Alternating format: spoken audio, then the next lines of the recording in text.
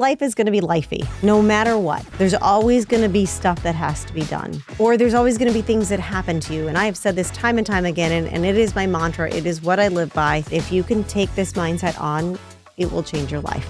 Things in this world are happening for me. They're not happening to me.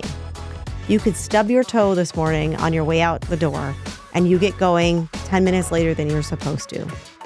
Well, guess what happened in those 10 minutes? There was a horrific accident outside your development. That could have been you. Welcome to the Joe Pavich Podcast. This show is all about what got people where they are today. Work-life mix, struggles, the grind, the process, and the message. Welcome to the Joe Show. Today, I'd like to introduce my guest, Jennifer Johnson. Hello. I'm so excited to be here. Can't believe you're here. I feel like I'm looking in a mirror today, actually. After but our a beautiful female version of me.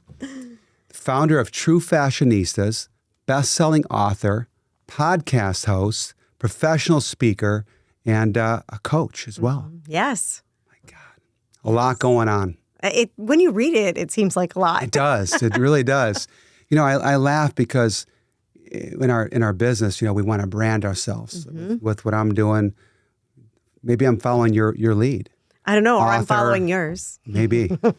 Author, you know, I'm doing a book now and coaching and real estate. It's like, as being parents, it's so hard because you're getting pulled so many different ways. It's tough to do what we do. It is, but you find time for the things that are important to you. Yeah. You know, right. you're going to carve out the time for your family. Yeah. Because that's ultimately number one in our lives. Yeah. Is our family. Absolutely. And then you figure out how you're going to plug all the other holes and do all the other things that you want to do according to the importance that they are for you. People often ask me, how do you do it, right? How do you have enough time? It's funny because there's this path that you can take, right? Where you can either do it by yourself, old school thinking, do it all yourself, make the money, but burn yourself out, or you go down the other path where you multitask, you hire a team and everything else. So the big question for you is, how do you do it? Well, I had to be honest, for the first 10 years of owning my business is about 14 and a half years old. So really about the first 11 years of my business, I thought, this can only run with me. Yeah. It's only me. I'm the only one that can do this. Nobody else can do what I do as fast as I do it or as right as I do it or whatever my flawed way of thinking, because that's how I see it now. And I did this in a previous business. I've been an entrepreneur for 27 years. God, that's kind of scary to say that. Did I just age myself a bit? And I remember doing it in that business. So it's kind of a habit that I had picked up going, you know what, I can only do this. It was the moment that I realized that no, other people can help me with this, that things started exploding. Yeah. And things started growing. And I really believe that before that, I was extremely stressed out. I was frustrated. I did not have the capacity to do any of the things that I'm doing right now because I didn't know how to delegate. Yeah. And that is, if there's one word that an entrepreneur needs to hear, it's delegate. I love it. You're absolutely right. I remember a story in real estate because, you know, at first you want to do it yourself. Don't want to hire a team because they're expensive, right? So I remember talking with a customer and my phone was up. I could see the screen and it was ringing and I was with a customer and I'm talking to him and I could feel this phone. It's vibrating through my soul, right? Because I know when I'm done with you, I got a phone, I got calls to make. And then I look at it again, just keep going. Being missed call. When I started to pick up a little bit.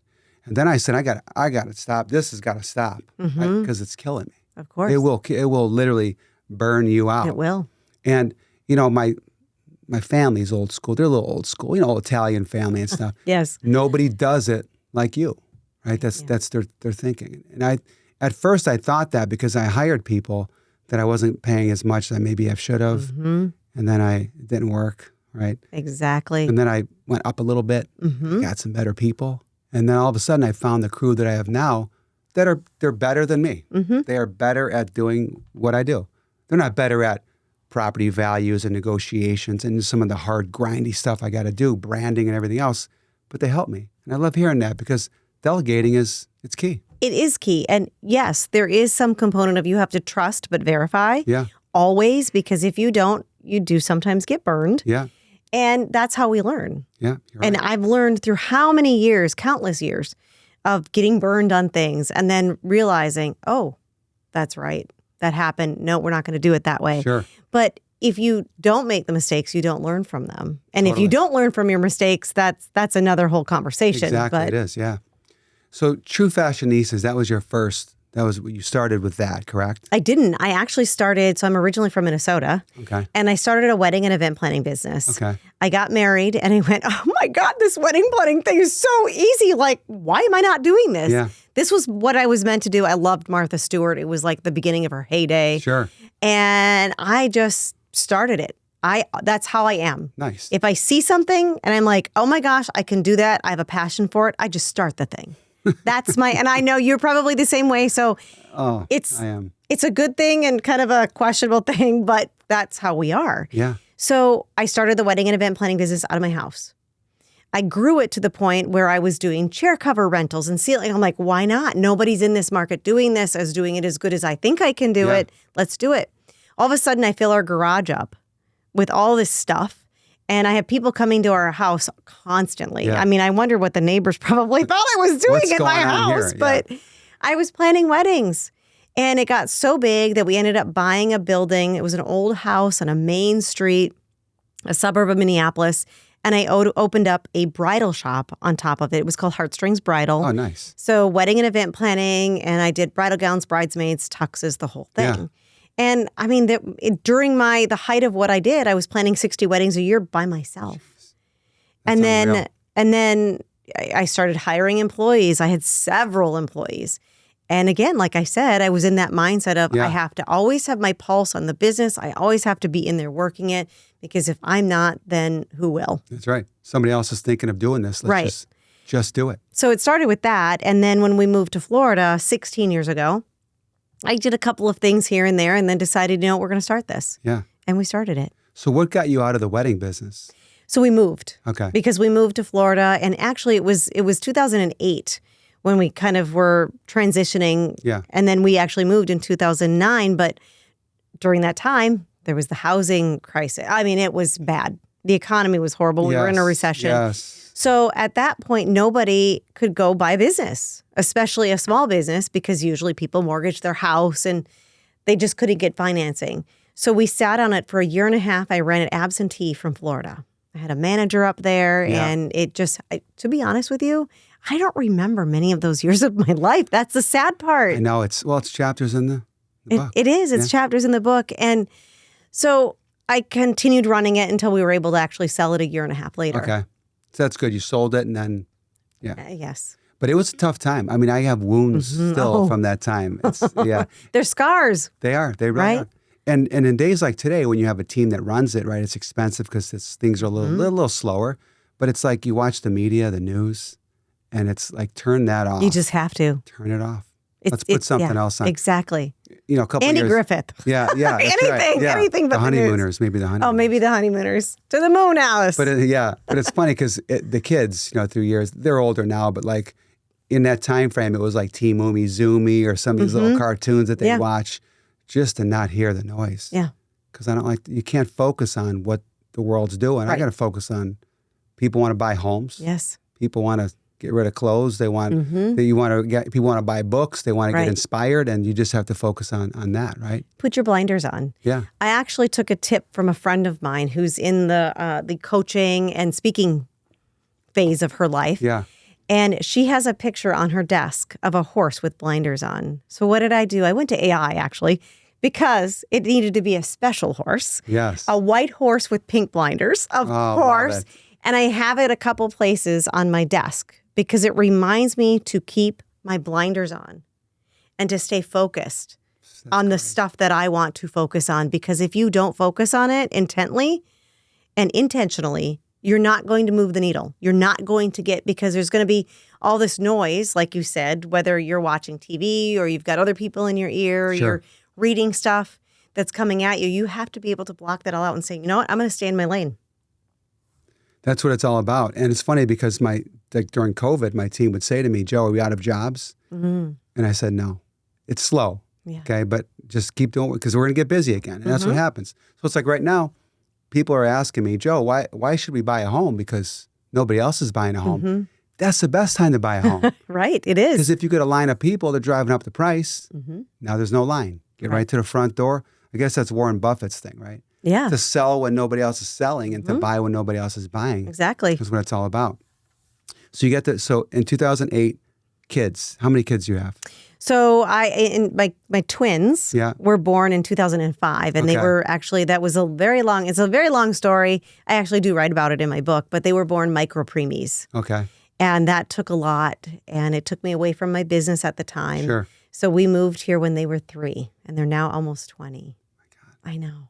Time flies. It's unreal. So during that time was a tough time, right, for all of us. I didn't have kids in 07, 08, 09. 2010 was when I started having kids. But I could imagine moving here, pick up and left, sell your business, move here, kids, and the crash, right? It was all. Yeah. But you know what? Those times you wouldn't take away from the world, because those are good chapters in the book. They are. Because we all go through these things, right? Where things aren't always perfect. People might look at what you do and say, oh, Jennifer's, she's an author, she's a speaker, mom, she's writing, she's got all these things going on. True Fashionistas is massive business, right? But people don't realize all the things we have to go through on a day-to-day basis. You're sort of like the reason of the show, right? Exactly. To dig into like the struggles of life and stuff. Everybody thinks it's just like I'll equal it to somebody who's a star. Let's say it's a music star. They look at them and go, oh my gosh, they had overnight success because all of a sudden we're hearing their music on the radio. Yeah. Well, I also think of it like an iceberg, right? You don't, or not even an iceberg, but the duck who's swimming underwater. You don't see what's frantically happening underneath. Sure. The only thing you see is what's on the top. Good point. So the same thing goes with a star. You look at them and go, oh my gosh, they have overnight success. They've been working 10 years. That's right. For that overnight success, much like any of us that have any degree of we're moving the needle in our businesses. We put in our blood, sweat, and tears. We put in that time to get where we're at. And that doesn't mean that we rest on our laurels and stop. If we walk into a room today and go, I'm it. I'm the big kahuna. Guess what? You're finished. That's right. Because the minute you do that, you take your eye off the ball and you stop pushing that needle and you stop reinventing and stop redoing and all the things that you should do to push the business further. Jennifer, I swear, you're the female version of me, or I'm the male version of you, because I talk about that all the time. It's like, just remain humble. That's exactly Be it. who you are, and just do your thing. One of my girls came to me, I might have told you this in the past, but she said that people don't really want to talk to you because they think you might be intimidating because you do this. And I said, that's not me. Like, we got to stop that. Right. So I changed a lot of my brand to more of a light blue and being more friendly and stuff. And that's why we do social media to say, hey, we're normal people. You know what I mean? That's the worst thing. I don't want to hear that. But people hear that all the time. Yeah. And you walk into a room and I've been on the other end of it where I'm afraid to talk to somebody because I've had this conversation with people where this like hit me over the head like you dropped a brick from a 20-story building. I walked into a room to a board meeting once. And I was kind of new to this board, and I sat there across the table like we're sitting right now, and had all these people talking, and I'm sitting there, and I'm feeling this small. I'm like, why am I in this room? What the heck? Why me? Because all of these people, I was afraid to talk to them because they knew so much more than me. Yeah. But then halfway through the meeting, I don't know what it was, but I stepped into my claim on it, and I said, why not me? I'm in this room because they thought I was good enough to be in this room. Right. And I have something to share with them and to share and bring to this story that they don't. And when I realized that, me walking out and meeting somebody famous or meeting somebody who is, 10 steps ahead of me shouldn't be intimidating. Sure. Because they're probably feeling like, why is no one talking to me? And it's the nature of going up to someone and like not talking about what they do, just a simple hello. Exactly. Right? Hey, how are you? Exactly. So me and my dad have this thing. So we work out in the mornings at the gym together, early, 5 o'clock. Oh, I'm that girl. I know. Yes. Early riser. Jennifer, you got to get it done. Early bird gets the worm, You right? do. Yeah. You do. Well, we have to partner up, me and you. I think we got to have our own show, the Jennifer and Joe show. Yeah, I don't know, man. We're going to move some mountains with that, right? We'll conquer the world. But we have this thing to where when you go to the gym, people may look intimidating, right? They don't talk to anybody. Right. They just work out. And sometimes we walk up and say, hey, how are you? And they give you a nod, introduce yourself, say their name, whatever. And then all of a sudden they're a friend. And it's so cool because we have this thing to where if there's somebody intimidating, we try to get their name first. Good. We have this little competition, me and my dad. So that's awesome. The other day, there's this guy in the gym, real serious, backpack, real strong, muscular. Yeah. You know? And I introduced my dad to him. His name's Brad. And my dad's like, how'd you break in to get that guy to say hello? And I said, well, his backpack, it said Troon. That's a golf club and a couple golf courses. And I said, I asked him if he golfed. And he said, oh, yeah. And we just became friends, right? But you should never feel intimidated to walk up and say, hey, because that's how we became right, friends. Exactly. But so many people do. I understand it, but we have to be so comfortable with ourselves first and foremost to be able to do that. Yeah. If you're not 100% comfortable with yourself, it's hard. It is. It's a very hard thing to do. It's just being cool, being normal, right? You know, I was having a conversation with someone not very long ago about somebody that she knew who was in a new position somewhere and was a very humble person and all this and that, and then started working for this other person and started morphing into someone else. And I said, you know, the thing at the core of that is that person's not comfortable with who they are. Sure. They don't know themselves enough yet. And I think that all ties into that. It does. Because you have sort of these paths you can go down, right? You become, successful in your own mind or perception, whatever it is. And you can go down that path, right? I remember when I started selling a lot of real estate, I saw this guy at the bar. He was sitting back. He had his legs crossed. He had the Rolex on. And I thought, man, this guy looks cool. You know what I mean? He just looks rich. Right.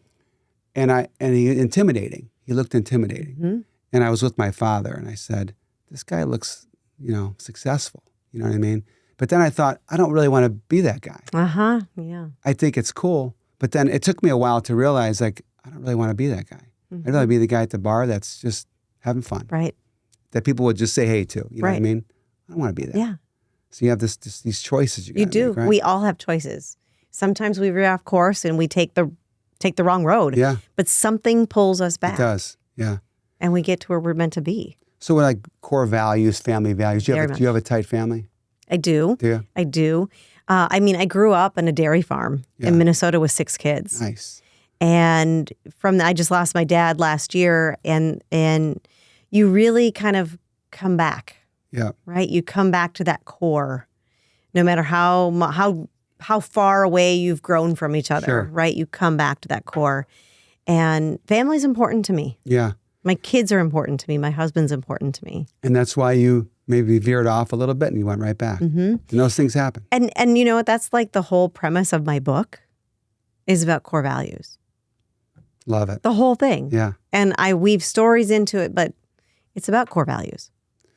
Great book. Thank you. So tell me, so in 08, 09, right, you got kids, 3. And then what? 2. 2. Yeah. I'm sorry, 2 kids. 3 years into the before the crazy times, right? So what's your next step from there? So you sold your business, you're here, real estate market's down. Is that when your next business began here? So I worked for a couple different companies. I can't remember when I got this one job. My husband dang near fell off his chair because it was at a bank. Yeah. It was as a branch manager.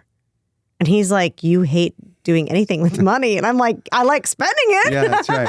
But I don't, and it's all about relationship management and everything. I really did not like it. It was not my jam, not my thing. So quit that, worked at a few other companies, and then realized this is it. This is what I want to do. I've always had a dream of having a clothing store like this because growing up, we didn't have any money.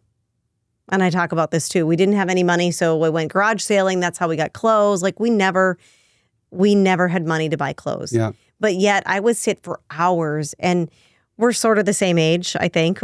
Growing up, we used to get the catalogs from JCPenney's and Sears and Roebuck. And remember the Christmas catalogs? Oh my gosh, they were so huge. I was just thinking of that. Oh, I would sit down and mark everything that I wanted, pretend that I'd call in and place my order. Like I loved fashion. Yeah. but didn't have the money to buy anything. So this was kind of what propelled me as I got older to want to do something like this. Yeah. And just said, you know what, there's nothing like this here. Let's do it. I love it, by the way. So we did it. Thank you. Huge. It's the largest in Florida. Yeah, it's incredible. So when you started this business off yourself, that's a big risk. So I didn't actually start it. There's a story there. Okay. I started it with a business partner who had the money. Okay. And I had the brains because I just knew how to do this. It was in me. I had run a retail store before with the bridal shop. So she had the money, I had the brains. We go into partnership. A couple of months into it, she wants out. I talk all about this in my book. It's a messy story. It's not fun. Yeah. But she wants out. We cash out my husband's 401k to buy her out.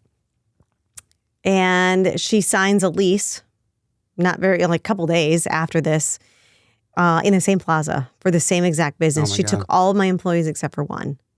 But you know what? People say to me when they hear that story, oh my gosh, you just must have been mortified. I said I was for about a week. Hired a consultant to come down to tell me that everything was going to be fine. Yeah. But, we have to have that sometimes for our psyche to be like, it's going to be okay. That's right. Someone just to tell you, take your hand and say, it's all right. And I have a picture of that horse in my head.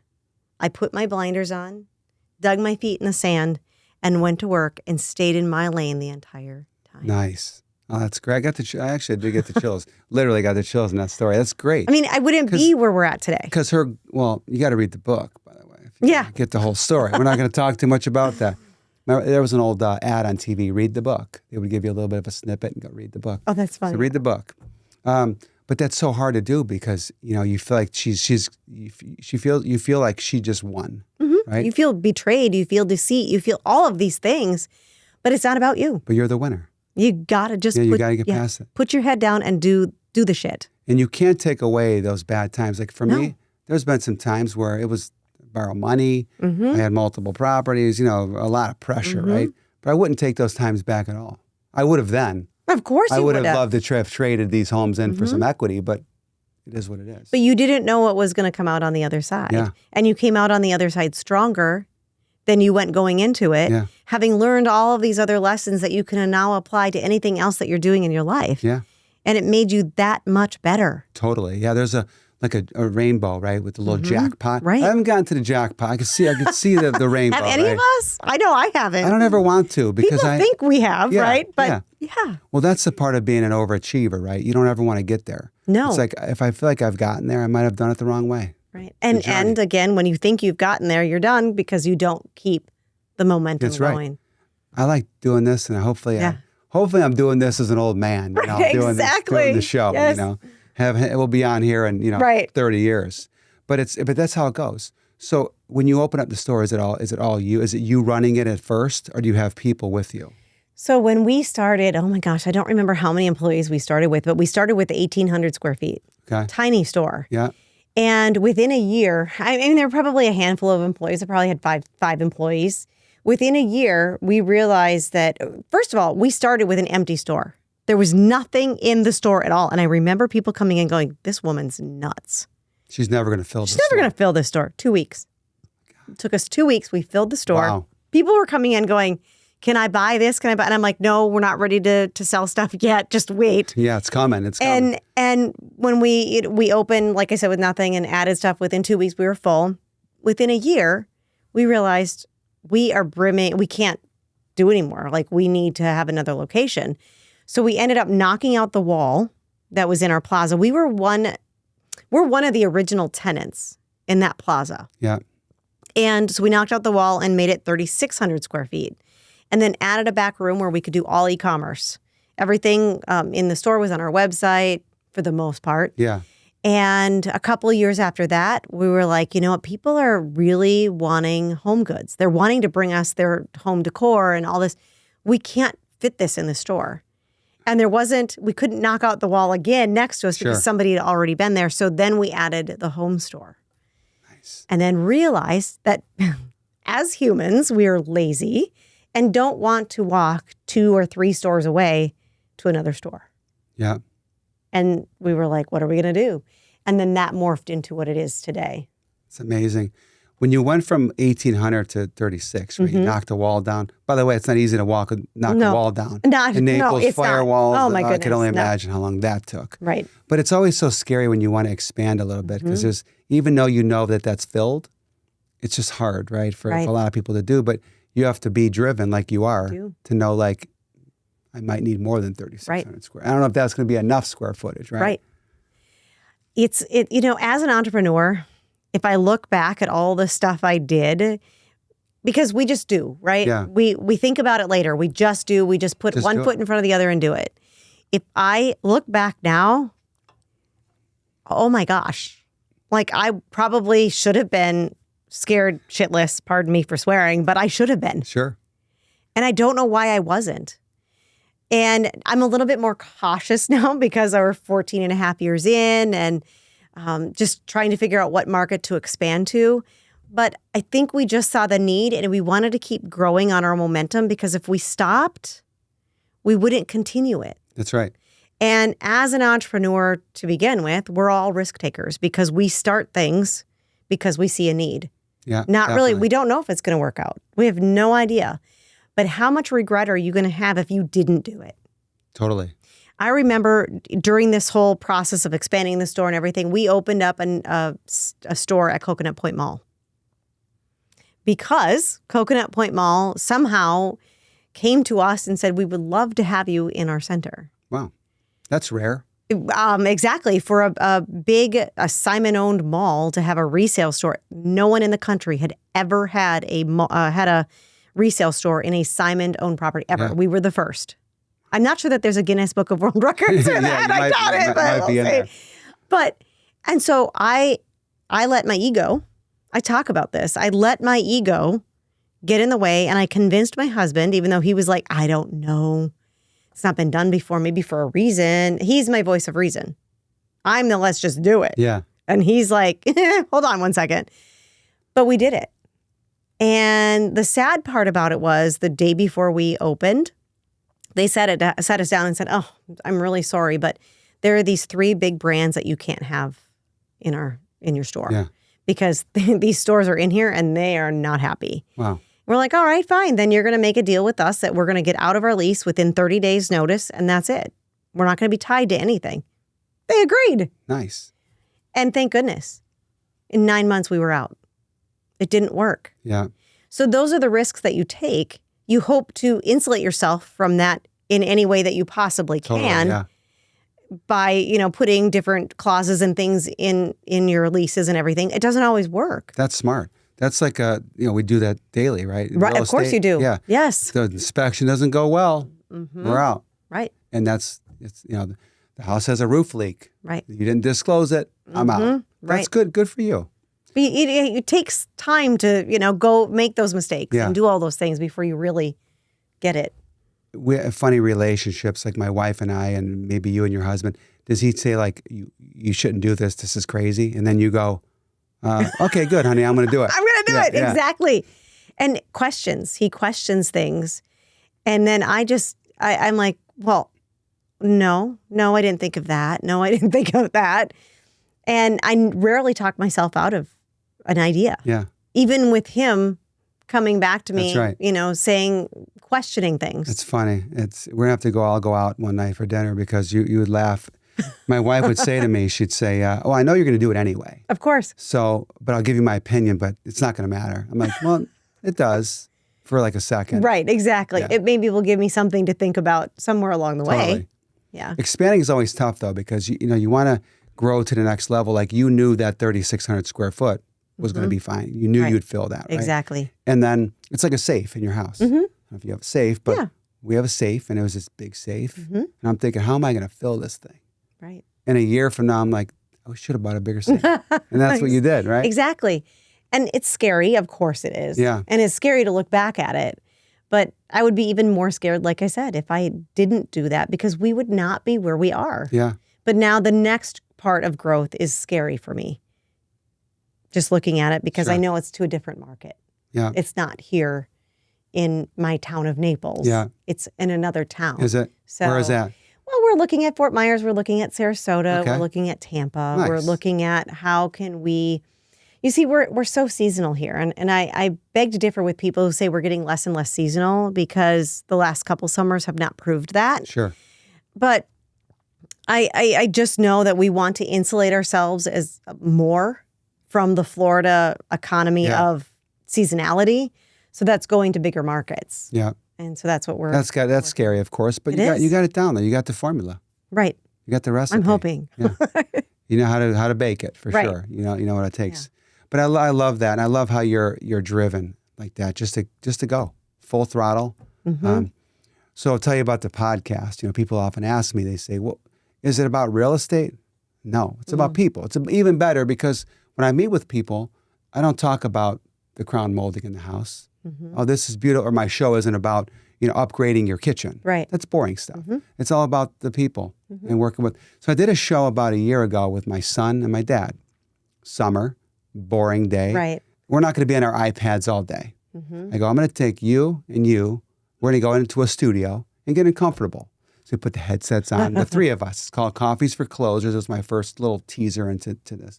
I have it actually on there. And I said, I like this. This is pretty fun. Mm-hmm. Like it's kind of exhilarating. You know what I'm saying? I mean, you do it, right? When you're done, you feel like it's like a little therapy session. Right. This is like my safe place. Mm-hmm. I love it. And then I said to my girls, I go, come up with a logo. Give me something kind of cool. And they did. And I go, we're going to do it. Did they come up with this logo? They did. Yeah. Awesome. So I love it. Done. Let's do it. And then I did it. Mm-hmm. But I'm wired that way. You take action. Yeah. You have to. Because if not you, then who? Someone else will. That's right. But I got to tell you, it's been an absolute blast for sure. So in your business, you got this crazy, now you're going e-commerce, right? Mm-hmm. You're going online. But we've been online forever. Yeah, but now that's taken off. Exactly. In a crazy way, right? And then you decide, well, I'm going to write a book. Mm-hmm. I'm going to be a coach. I'm going to have a show. I'm going to be a speaker. I mean, good for you. I love that. Thank you. And I know that your work-life mix, I usually ask people about their work-life mix, but I know you spend more time with your kids and you're a mom. Right. I am. And my kids are older now.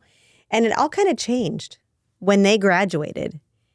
I kind of felt like, wow, I never worried about what was to come after my kids graduated because so many people are like, I'm tethered to my children and their education and everything.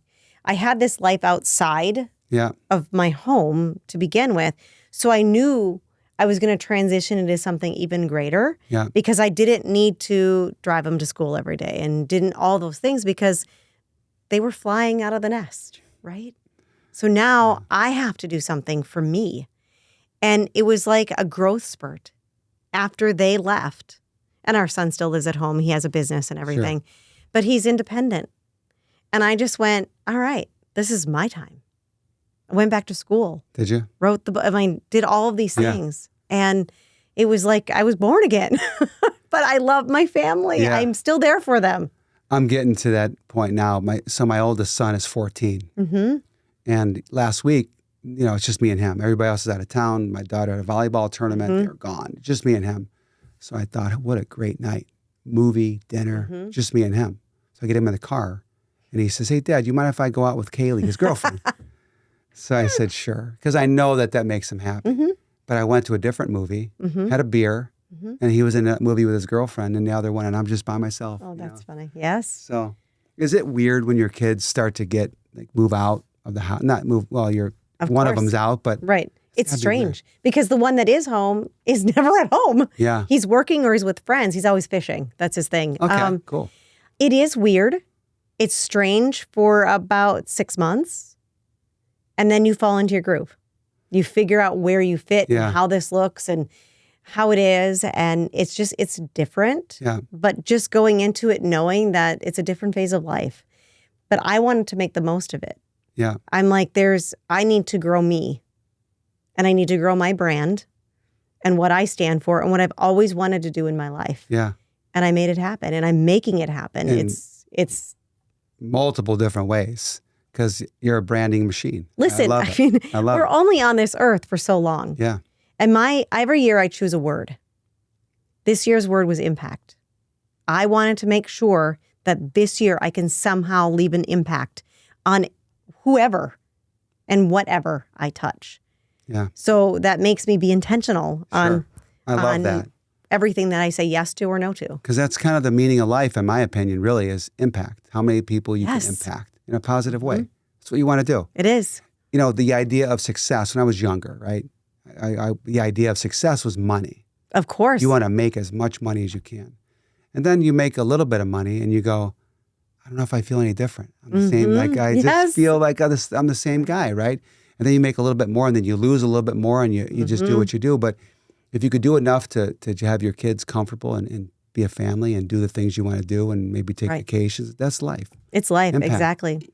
And you're leaving the world just a little bit better than what you found it. Yeah, totally. And touching people's lives everywhere you go. Yeah.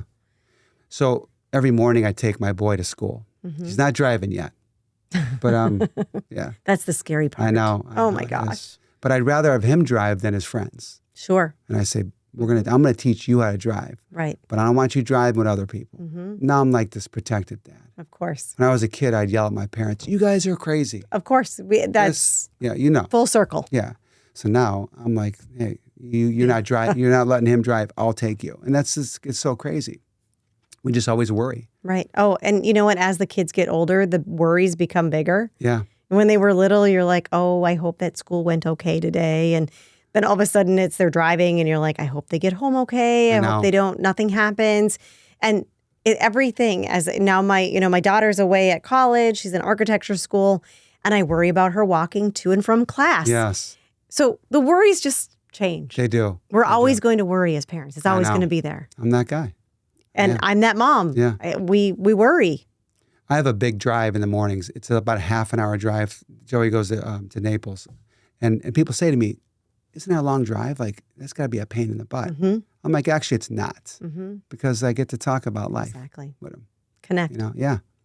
What's going on in school, any issues. You know, sometimes they don't want to talk, as you know. Of course. Mom, they don't want to talk. You got to drag stuff out of them, but it's great. I wouldn't change that. I just went somewhere with my son this morning and I was talking. He was like, Mom, just be quiet. Nice. I'm like, okay, fine. Point taken. So you're a little bit ahead of me and you started younger than I did with kids. So what's it like when no one's home and husband, you got to sit down and usually it's so chaotic. Right. Where the kids are getting ready. All right, kids, let's go. Is your water bottles filled? Breakfast, you want what do you want today? A Hot Pocket or one of those little, strawberry cream cheese, whatever. But now it's like you're home and you're just you guys. Is that weird? Is that a little bit weird? It used to be. And 6 I mean, months. we're 2 years into it. Yeah. Because they graduated 2 years ago. And we're used to it now. We'll go out for a walk. We'll watch TV. Yeah. Just unwind. We'll work for a while because he works with me in the business. Okay. He's our CFO. So we'll work for a while and then we'll go sit on the couch. We have a toy poodle. We hang out with her. Nice. We watch TV. We cook dinner. Yeah. He cooks dinner. He would, that's what he would say. Yeah. I kind of got on. I love baking, but cooking, I mean, if I cook, it's going to be comfort food. Yeah. And it's the same thing. They're like, we don't need meatloaf. Remember, I grew up in Minnesota on a farm. We don't need meatloaf or pot pies. So he'll cook and I'll take my laptop to the couch and we'll sit and watch TV. I have to be doing something. Yeah. I can't just sit and watch TV. Are you an iPad or a computer person while watching a show? Yeah. Yeah, I can't do iPad. I sit there on my computer and I will work the entire time, all while understanding what's going on TV. I have to. That's crazy how you can do that. My wife does that too. It's a thing. She understands it more than me, and I'm actually I'm not. My phone is like in the other room plugged in. We're watching White Lotus right now. Oh, I started that and didn't finish. I didn't really get too far yet. They say it gets pretty good as it goes. Well, see, and that's my problem. The first 2 episodes, it's got to be good, or I just tune out and then I come back to it later. It's got to grab you for sure. It does. We did the whole Game of Thrones thing where you're like 5 episodes and you're like, what is going on here? And I'm like literally focused. My wife's on the computer. I can hear her keys. She's a loud key tapper. Okay, so I am not the only one with that issue. So we share an office together, and I'm typing, and my husband is like, "Are you kidding me?" I'm like, "What? What's going on?" He goes, "Can you type any louder?" Yeah. I'm like, "That's how I type, and I'm fast." All this time, all drives these me years. crazy. Yeah, all these years. So she drives you crazy typing. Yeah. But now with no other distractions, the keys may be louder. That's how it That might goes, be right? it. Without any kids yelling in the background. Exactly. But it's funny because I'll say to her, what's going on? She's like, oh, the White Walkers and this and that. She's telling me about Game of Thrones. I'm like, how are you? It's a thing. It must be a thing. I don't know. It's funny growing up when the kids were like, they would get loud and they would scream or they would cry, whatever it would be. And she's like, just block it out. And I'm like, yes, I do the same thing. I say the same thing. It's right there. How it's in my brain. How am I going to block this out? Just do it. I wonder if it's a female-male thing. It might be. Because I can totally block anybody out. Love it. You'll be talking to me, I'll be like, did you say something? Yeah. Yeah. I told you about that. You know, I'll say to her, yeah, I mean, I told you about that. Or she'll say to me, I told you 5 times. I'm like, 5 times? When did you? I didn't hear it one time. Yeah. When did you say it 5 times? So now the book, right? Let's talk about the book, right? Yes. So now this is sort of a memoir of your life, right? Sort of things that have happened. Got to get them on paper. And I love it. Yeah, you know what? The book started out different. Yeah. I was intending on the book, so I'm a sexual assault survivor. Okay. Domestic assault survivor. And I wanted the book to be about that. My original title of my book, and I still own the URL, is Beautiful Scars. That's what it was going to be called. Yeah. So I sat down with my publisher and my editor, and we started mapping out the book. Yeah. In that 2-hour mapping out, Grace and Grit happened. Because I'm like, you know what? This really, I want to apply this somehow to business, because it's all about using my core values and how I didn't know what they were when I was younger.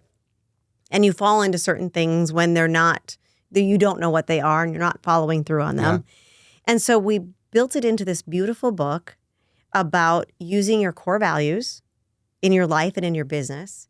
And I weaved stories of my life through the book. Nice. Explaining why I didn't know, or what my core values were, or this is what happened when I didn't know what this was. But after I went through it, it revealed to me, my life revealed to me that this was a core value that was really important to me. Yeah. And it turned out how it was supposed to turn out. And I have 3 books in me, I believe. I'm going to start working on the second one. But I make them small enough so that you can digest them in a couple of sittings. Sure. Because I've always said we live in a TikTok world.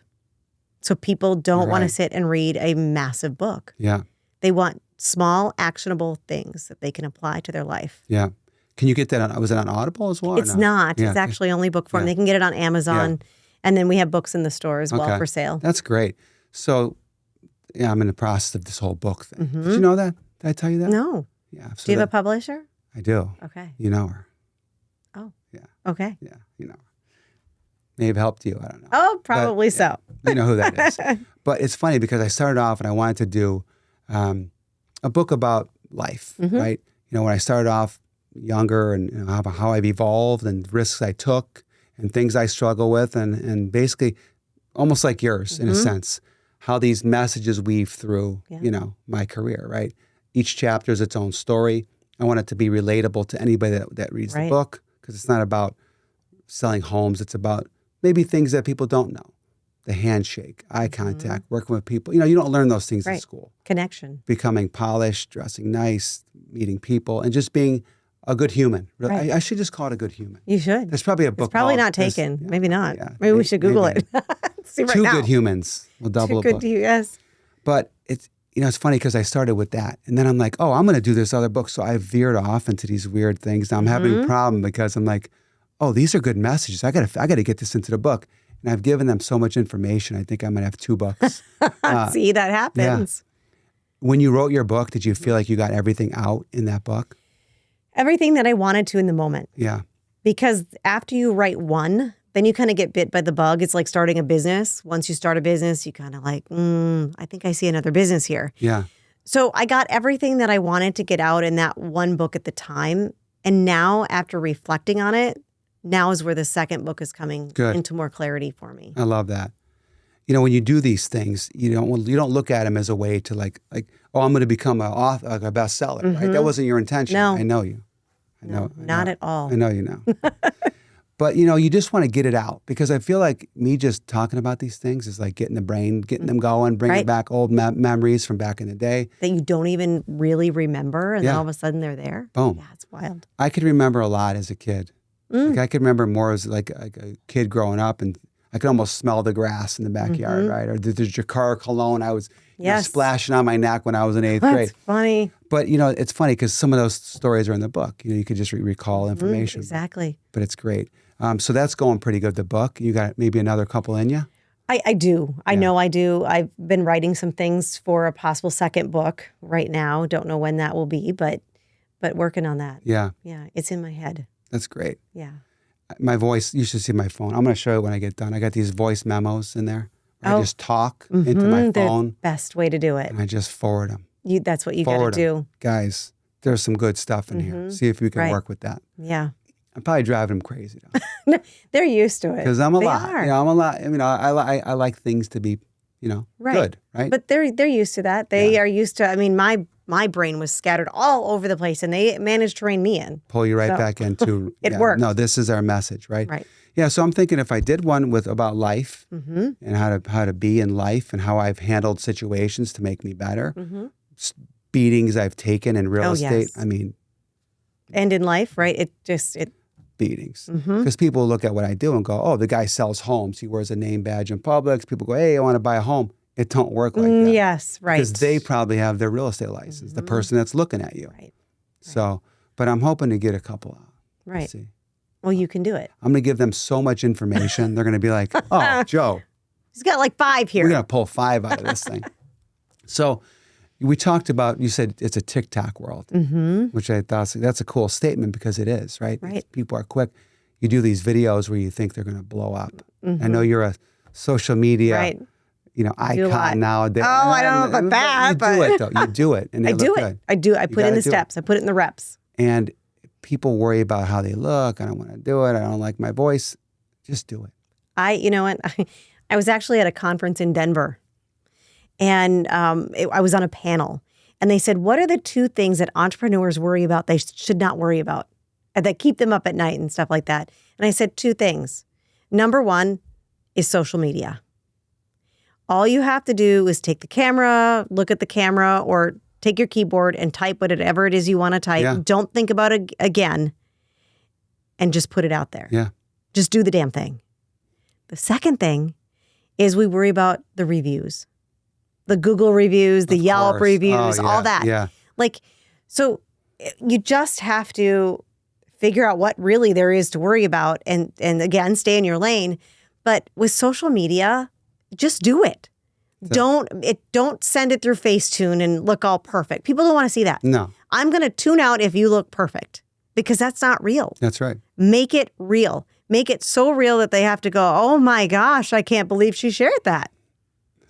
For goodness sakes, if I picked up my phone right now, I haven't posted it yet. I'm thinking maybe I'll make a series out of this.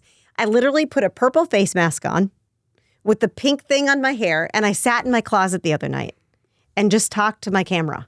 Love it. And said a couple of things that I think people need to know about leadership. I haven't posted it yet, but I'm going to. You would get more views on that than you would get on anything else. What a good thumbnail. Right. Yeah, exactly. I got to watch this one. But people worry so much about it. And it's funny because I tell the girls on my team that are really good. And I say, just do it. I show them my phone and I got videos after video. Sometimes it takes me 5 or 10 times to do one video. Right.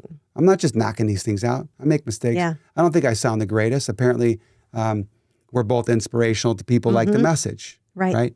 But just do it. Right. Nobody loves their voice. Right. Well, and 9 times out of 10, people don't care. You're right. Right?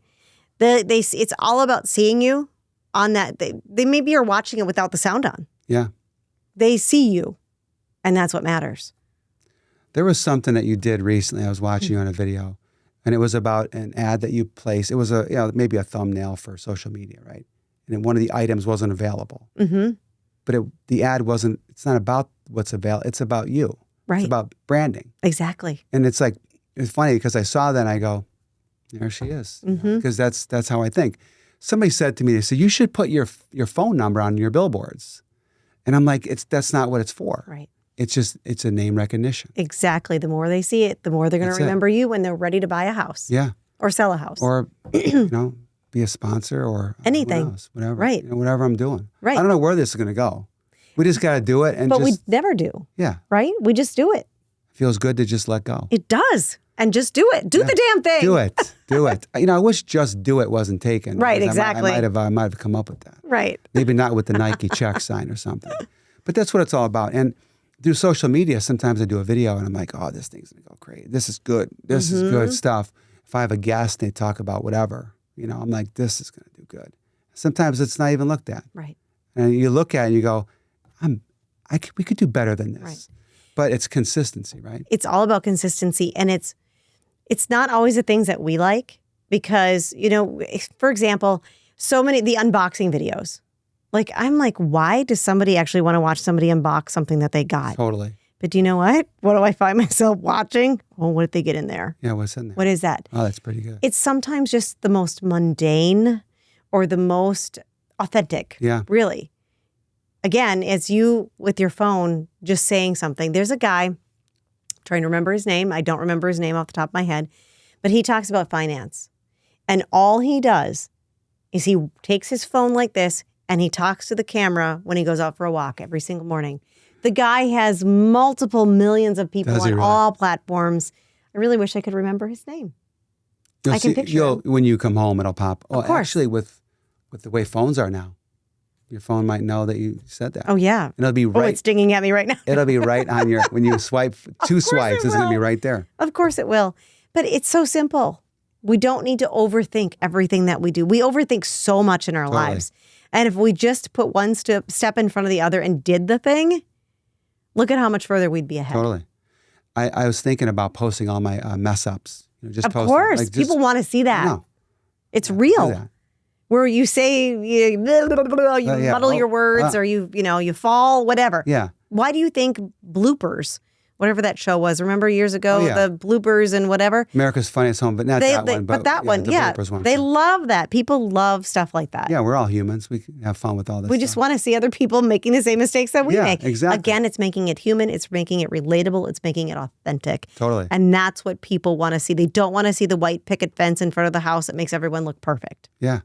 It's like, hey, if you guys think what I do is so glorious, come in the car with me. We'll do like a training day one day. You can ride with me. Maybe that'll be a charity item one day. You ride with me in the car and you can see how crazy this life is. Right. Because everybody idealizes and romanticizes being a business owner. Yeah. And then when they actually see what you do, they're like, oh my God. Oh, I didn't know it was like that. Yeah. Maybe I'm rethinking it. Totally. Yeah. That would be fun to follow you around for a day. I bet there's a lot going on. It's like a fly on a wall. Or a butterfly. I'm like everywhere. As you are. If somebody calls me at night, they go, hey, you don't have to talk now or it's a Sunday. I go, listen, if I don't talk to you now, I got to call you tomorrow. Right. That's one more thing I got to do. So I want to have the right mindset coming into tomorrow to just go, hey, it's Monday. I got nothing. Nothing's in my head. Right. I'm clear and let's go. I love that because I think that way a lot. Yeah. If it's done when, there's one thing of, your slate is clean and you know that you can just go into the week to take on anything that you have going on. Let's go. Bring it on. As far as mindset goes, do you have a trick that you do to keep your mind sharp at all times with things weighing on you? Because, I'm going to talk about my wife for a second. Oh my God, I gotta go, pay this bill. I got to get my car cleaned. I got to get this. I got to order a new phone. Some of those things, they weigh on you, right? Right. So how do you manage that? So life is going to be lifey. No matter what. There's always going to be stuff that has to be done. Or there's always going to be things that happen to you. And I have said this time and time again, and it is my mantra. It is what I live by. And it's a mindset that if you can take this mindset on, it will change your life. It's things in this world are happening for me. They're not happening to me. Like that. So, a stupid example. You could stub your toe this morning on your way out the door and you get going 10 minutes later than you're supposed to. Well, guess what happened in those 10 minutes? There was a horrific accident outside your development. That could have been you. You're right. Yeah. So that's deep. Things happen in life for us and not to us. So when anything, I'm not talking about, I have to go to the grocery store, I have to do this, I have to do that. I'm talking about the things that happen to us. Why did this happen? Why me? If you reframe it and you look at it in that realm, it changes everything. It does, yeah. Because then you can find the lesson. You can find the lesson in what it was that happened. That's how it is. And that's life right there. And that's a good mantra. I like that. Yeah. I live every day by that. You know, you have these problems, right? Like temporary problems, right? I got to get my car clean. I got to do this. I got to spend an hour, knock every item off, write it down, cross it out. You're done. Those are those are gone, right? Now you got these other problems you got to deal with. Well, I don't know what those might be, but I got to worry about opening up in season, right? Those problems are a little bit more of a problem because that's affecting your life, right? But you look at it and go, well, hey, they could be worse. Things could be worse. Exactly. And make a list. I don't know about you, but I'm a list maker and I love crossing things off. I do. So make a list and take the low-hanging fruit off first because you're going to feel energized. You're going to feel like, oh my gosh, I actually did something. You feel accomplished. There's a book out there. He's a general. I cannot remember his name. Again, the book names things is really hitting me today. But he wrote this book about make your bed. You know who I'm talking about. Exactly. Yes. And it's about making your bed every morning. Why? Because successful people feel like they do one thing and it just keeps piling on. It keeps adding on. Yeah. The more you do, the better you're going to get and the more you can accomplish and the better your mindset's going to be. Totally. You got to do that. Completing a task, right? Complete a task first thing in the morning. And it's so important, though, with mindset and business, though. It's like, you got to be strong. I think I don't know if I'm right on this, but the book, for me, the podcast kind of came first, the social media stuff. And I'm like, people like this. People they like this. Right. Whether it's talking about real estate or mindset, handshake with my kids. We walk up, we do a funny handshake. I go, no, you shake like this. Whatever it is. But people like this stuff, they do. Right? And some of the guests I've had, some of the inspirational ones, and today people look at the show and say it's inspirational. That makes you feel really good. It makes other people like that. Right. And then you go, well, that's kind of popular, I guess. Maybe the book would be a good inspirational book. And it sort of like stems off from there. It does. You figure out where you fit in. Yeah, totally. At the end of the day, that's as humans, what we want is to fit in. Totally. We want connection. We want to fit in. Yeah. We want to be part of a solution. We want to be part of society. Yeah, that's right. Yeah. So let's talk about morning routine. So when I said earlier, I work out early and 5. You do too. I do. I get up and literally my feet hit the ground running. I'm out working out. I come back home, get ready. And if it's a day, I look at my Monday through Friday and I have it compartmentalized. Monday, I'm going to spend time in the store. Tuesday, I'm going to do this. And I have it so I know exactly what I'm doing because I'm also going to school and I'm finishing that up. So I have to fit that into the piece of the puzzle. So I have it all mapped out every day. It doesn't always work out, but I usually go spend some time in the store and, end up usually by the end of the day back at my desk working. Yeah. Whether it's creating content, I do a lot of courses for small business owners that end up on my website. It's part of my academy that I do. Okay. So I do a lot of that. I do speech writing for things I have coming up. But right away in the morning, it's get up, go work out. Because I believe that you have to start out your day with something that energizes you. And that energizes me. Yeah. I feel accomplished. Totally. I feel like, oh my gosh, the hardest part of my day is over. Because working out's hard for me. I don't love it. It's not that fun. It's not. No. But I like the result. I like how I feel. And if I get that done right at the beginning of the day, then I can move on with the rest of my day. That's great. Are you a coffee drinker? Oddly enough, I can't imagine myself with drinking coffee. I don't know what. I think everyone would run from me. I would be so hyped up. I don't do coffee. I don't drink. I don't. Even now I'm sugar free. Nice. I can't believe it saying that I'm sugar free. It's been 2 months, and I'm like, this is crazy. This is weird. I actually feel really good. It's amazing all these things that we get addicted to. Oh yes. So I'm a coffee guy. I see. I can't hide the fact. And here's me with my pink Yeti and my cranberry juice. So, but I had to fast because I had to get the colonoscopy. I'll be 50. Thing. I'll be 50 in a couple of weeks. I beat you. Did you? I did by a few months. Happy birthday a couple months ago. Yeah. But the coffee's I got to have it, right? But then I colonoscopy and I have to fast. Yes. And then I realized how addicted I am to coffee. Yes. I didn't realize it. Wake up, my head hurts. And it's actually terrible. It is because your mood. Yeah. It's like, So I wonder if I could ever stop drinking You could. caffeine. The drink thing, I think I could slow that down for sure. I'm a casual 2-drink on the weekends, kind of maybe if we go out somewhere. But it's amazing though, just 2 drinks or 1 beer. I'm exhausted in the morning. I'm sure. Just the alarm goes off. I'm like, I Right. feel like getting up. See, I always get asked, why don't you drink? And my comment is I don't like how it tastes. I never have. But the other thing I think for me would be hard if I did drink, it would slow me down. Yeah. I can't be slowed down. I can't let anything slow me down. And that would slow me down. Yeah, you're on a mission. Yeah. So Jen and I, we drink tequila. And I guess that's the only liquor that would actually kind of give you a little bit of energy. So, Well, there you go. for whatever you know. I mean, that's what I heard. I heard that. Who's telling you this? And I'm sticking with it. I'm sticking with it. Fair enough. So you get obviously crazy day, work-life mix. You've been good about kids and stuff. Now you're partial empty nester. Right. What about at night? Can you turn the switch off at night? I sure can. 9 o'clock, I'm done. Done. Literally, I go all day long. And my husband will tell you that I'm fast asleep with, drooling, mouth open on the couch by 9. Yeah. I can usually make it till 10. And if there's a good college basketball game on, I can make it a little longer sometimes. But I'm done. I turn it off and I'm done. There's something about that because I get up at the same time as you pretty much. By the time 7, 8 o'clock comes around, you see the yawn. It sets in. I mean, it's just my crazy schedule. That's all. I mean, listen, I can get up at 9 o'clock or 8 o'clock and probably have energy until midnight. Right. I could be a party guy. Right. But I just can't do that. Yeah. I need to get out. I agree. I love nothing more than coming home and putting my pajamas on, even if it's 3 o'clock in the afternoon, because I want to be comfortable. I love it. That's awesome. What would you say would be some words from the wise to, the younger generation, kids that are people that want to come through, they want to be you. Yeah. What would you tell them? Surround yourself with the right people.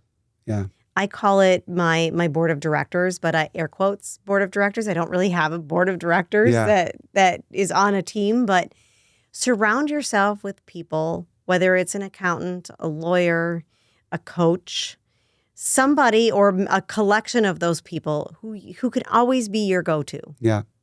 If you have a question, whether they're paid or they're unpaid, it doesn't matter. Surround yourself with people that are in the room. Like, you never want to walk in and be the smartest person in the room. The same kind of thing goes for that. You want to make sure that you are choosing the people that you want to be around and that can support you. And also, as you're progressing in your career, be that person that's willing to be on someone else's, air quotes, board. Yeah. To give back what was given to you. So that would be like my biggest thing. That's great. I love that. And a lot of times leaders, and I consider you to be a leader for sure. Thank you. I do. Sometimes it's hard for leaders because we're leaders. You're a leader, right? You can't show a weakness, God forbid, to someone else, because that means you're not as much of a leader as you think you are. But you need those people. You need your friends. Like my friends, my family. I'm not afraid to say, hey, this is what's going on, because we're all not invincible, I think so many people get that wrong. Yeah. Right? So many people are afraid because they don't want to show that they don't know it all. Yeah. And that's just not, you're not on an island doing this on your own. And it kind of goes back to delegating too. You have to come to a point where you realize you can't do this on your own. Totally. You need people surrounding you who can give you advice and help you. Totally. And maybe for some people that doesn't come until they dig themselves into such a deep hole that it's hard to get out and they realize it on the other side of it. Or some people just listen to the advice and take it and put that into place right away.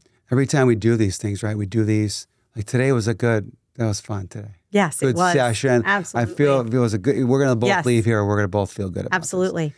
But it's like that. It's like, you do a show or you talk to people or your friends or you do whatever you do, just talk it out. Because we are all that way. We're all, I feel like a kid, I'm just in a big body, right? But it's okay to tell people that, hey. Absolutely. I got problems. Here's what's going on. It's about connecting. It is. And it's about figuring out where you fit. I'll tell you what, I could talk to you all day, but I know that you probably got a bunch of missed calls on your phone and life is crazy. But that's why usually when I do a speaking engagement, I take my watch off. Yeah. Because it's always dinging at me and I hide my phone because You just need to be in the moment. You can change that, by the way. I'm sure I can. I had to. And I'd forget how to change it. Yeah, I'll help you change it. When I got my Apple Watch, I was thinking, oh, this, and I feel the little buzz, and I go, oh, this ain't good. Now it's even worse. Now I can feel a buzz on my wrist. You don't really want that, but really a pleasure today. Seriously, I'm a huge fan now. I'm more of a fan now. Thank you. I was a huge fan before. Thank you. But I hope that we could continue, doing this stuff. I'll come on your show. Perfect. But I think the message for today is just, we're normal people. We got big aspirations. We do things. We do what we do. We're only wired one way. That's to go 110%, and you're going to fail. You're going to make mistakes in life. But you know what? These mistakes that we make are just chapters in the book to make us better. And I'm not afraid to say, and you aren't either, that we've made some mistakes. And I wouldn't change them for the world. Yeah. I would. It's all about being the same person you were, on the dairy farm. Exactly. A long time ago. Just a little bit, different, right? Just a little different. Yeah. And it's like, I used to work at the mall. I used to work at Birdine's in the mall. Remember Birdine's? You know what? I didn't have a Birdine's growing up, but I do know what it is. So it's like the old, before it became Macy's. Sure. I worked at Birdine's. And one of the best compliments somebody's ever given me is my dad and mom. They said I'm the same guy as I was when I worked at Birdine's. Just a little bit different. But that's the best compliment. It's a good compliment. Yes. So I'm really excited to have sat down with you. And I'm so honored and thankful that you had me on today. Thank you. So tell the viewers where they can find you. Yes. So you can reach me online at jenniferandjohnson.com. And then the name of my store is True Fashionistas, and that's truefashionistas.com. And I'm on Instagram, I'm on LinkedIn, I'm on Facebook. Those are kind of the modalities that I use for social media. Buy the book. Buy the book, absolutely. You got a lot. Absolutely. If you need a speaker for your event, check me out. My speaker reel is on my website as well. And if you're looking for a small business coach, I'm your person. I'll help you step outside of your business so that your business doesn't own you. I like that. That's awesome. The whole speaking thing, that's another, we didn't dive into that. We didn't. That'd be a podcast too. We'll talk about that on your show. Perfect. But that's another thing too. It is. You want to get good at these things. And it's intimidating and it's tough, and you give a speech and you're worried about what everybody else thinks of you, but they're just glad that they're not you. Right. Because they don't want to be on there. You're right. They don't want to be on there. They just want to hear the message. Yeah. And when you walk off that stage, I remember walking off the stage at this one event that I did, and I called my friend who's a mentor to me, and I said, "Oh my God, I killed it." And she goes, "Congratulations, you finally stepped into your claim." Wow. And I realized at that moment that is what God put me on earth to do, that, because every single time I walk off the stage and walk on the stage, I just want to be nowhere else. Yeah. And that's when That's great. You own it. You own it. You own it. You own the stage. It's amazing. The stage don't own you. Exactly. Yeah. Exactly. Thank you so much, everybody, for watching and listening. It's audio and video. You can find me on Spotify, Apple, YouTube, JoePavichPodcast.com, sponsorships, merch. We got merch. That's awesome. Thank you for my sponsors, Above and Beyond Painting, First Source Title. Appreciate it. Hope you enjoy. Would love your feedback.